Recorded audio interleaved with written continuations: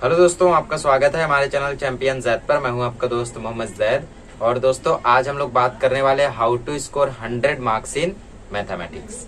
आज इस वीडियो को देखने के बाद आपका हॉट्स से डर, ठीक है, मतलब जो चैलेंजिंग क्वेश्चन है उनसे जो आपको डर लगता है। दूसरी बात, आपको जो थियरम वगैरह नहीं आते उससे।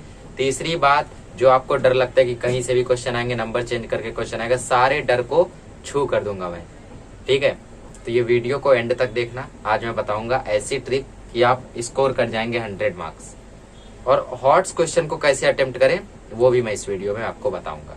ठीक है, तो चलिए शुरू करते हैं। इंतजार किस बात का है, आपको बताऊंगा पैटर्न वाइज। जैसे पेपर का पैटर्न है उसके बेसिस पर बताऊंगा कैसे आपको तैयारी करनी है। और फिर लास्ट में देखेंगे कि क्या हम लोग आउट ऑफ ला सके या फिर नहीं। तो चलिए शुरू करते हैं। क्या करना है आपको, सबसे पहले देख लेते हैं मैथ का मैटर कैसा है।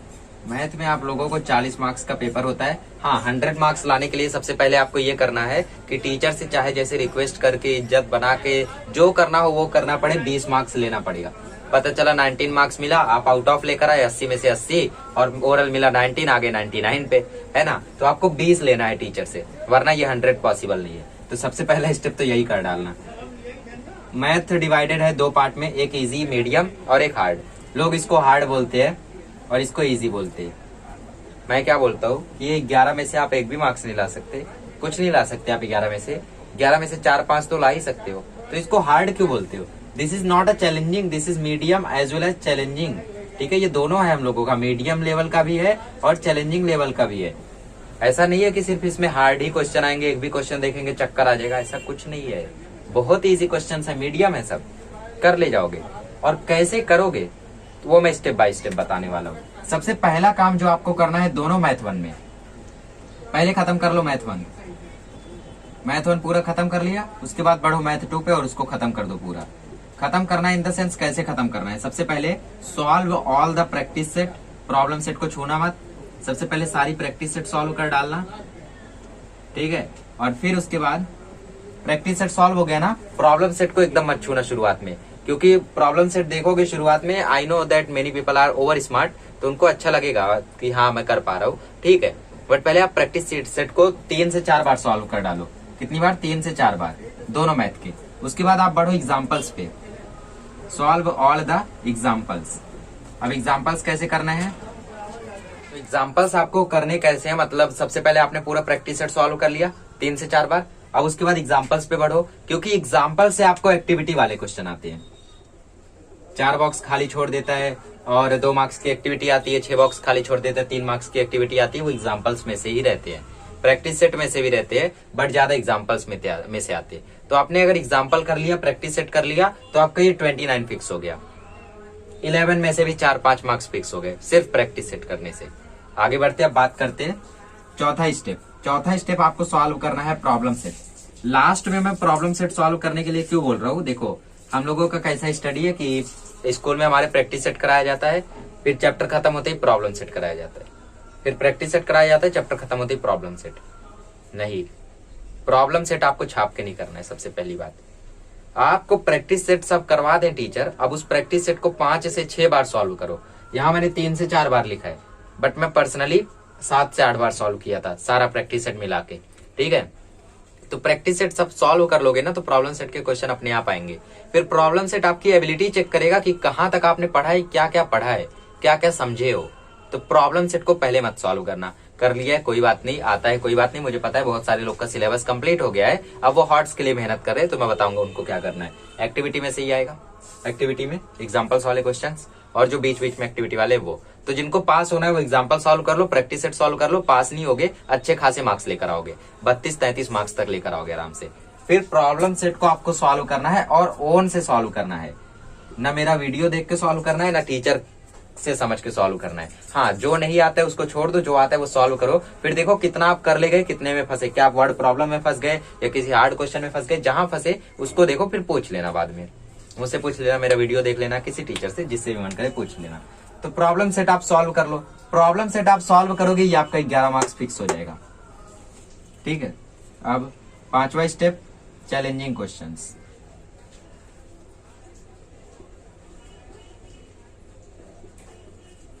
लोग बोलते हैं challenging question out of the box होता है।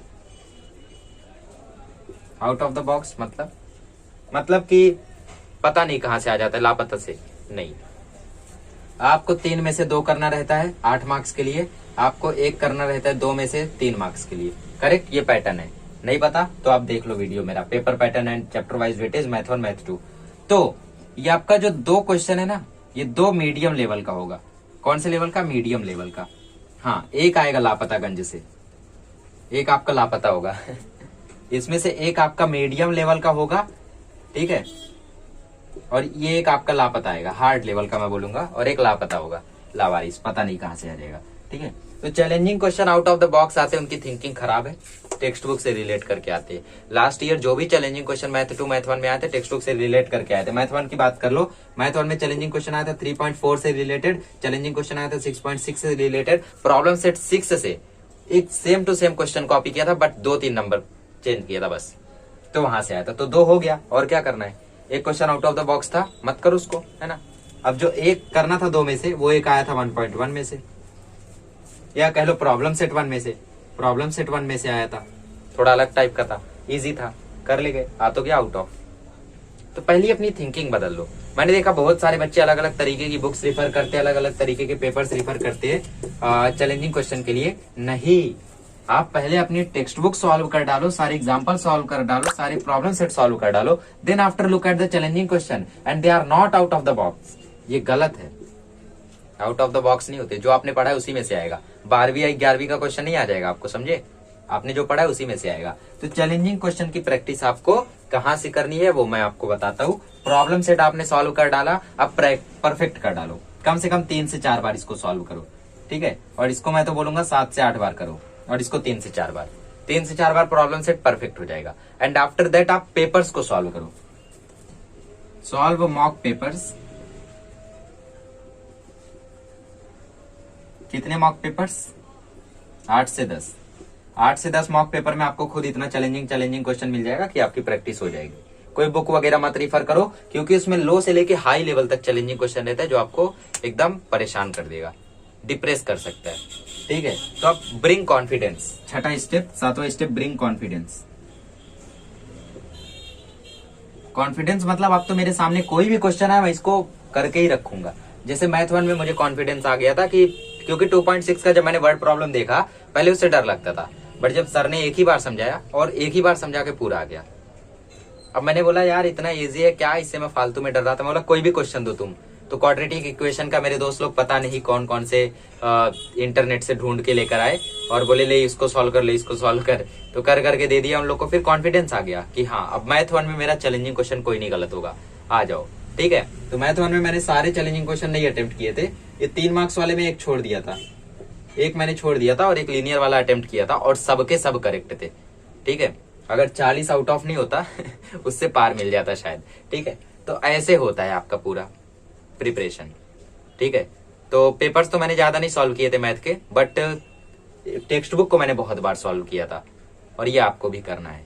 हॉट्स पे अभी मत जाओ, पेपर सॉल्व करोगे खुद ब खुद प्रैक्टिस मिल जाएगी। तो जब कॉन्फिडेंस आपके अंदर आ जाएगा ना कि अब तो कोई भी क्वेश्चन है मैं कर जाऊंगा, वो कॉन्फिडेंस मैथ 1 में इजीली आ जाएगा। मैथ 2 में थोड़ा टाइम लगेगा क्योंकि उसमें मिसलेनियस क्वेश्चन आते हैं, एक question 4 theorem, that's why problem होती है उसमें।